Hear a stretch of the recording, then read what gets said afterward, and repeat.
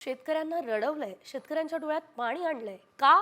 तर नाफेड आणि NCCF ने खरेदी केलेला कांदा हा आता बाजारात येतोय. त्यामुळे 10 दिवसांमध्ये कांदा दरात निम्म्यापेक्षा जास्त घसरण झाली. सरकारने 20% निर्यात शुल्क रद्द करावं यासाठी सुद्धा आता पाठपुरावा सुरू असल्याचं सध्या बघायला मिळतंय.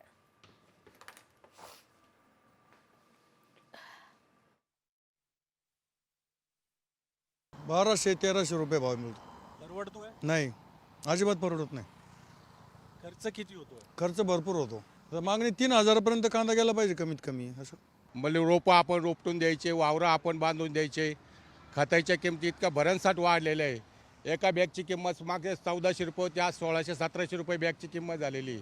आणि शेतकऱ्याला ते खते मजुराची किंमत 500-600 रुपये रोज एका माणसाला बारे द्यावा लागत आहे. वेगवेगळ्या संकटाला सामोरं जावं लागतं. सर्वात मोठं जर आता कांद्यावर संकट आहे तर निर्यातीवरचं 20% निर्यात शुल्क, हे निर्यात शुल्क तत्काळ शून्य करणं गरजेचं होतं.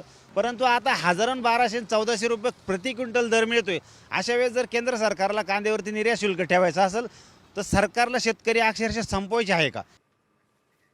शेतकऱ्यांचं नेमकं काय म्हणणं आहे हे आपण थेट जाणून घेतलेलं आहे. मात्र कांद्यावरील निर्यात शुल्क कमी करण्याची मागणी आता खासदार ओमराजे निंबाळकर यांनीही केली आहे.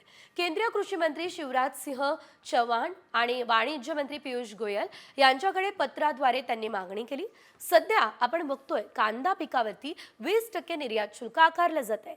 त्यामुळे आता कांद्याची निर्यात मंदावली आहे आणि याचा मोठा फटका कांदा उत्पादक शेतकऱ्यांना बसतोय.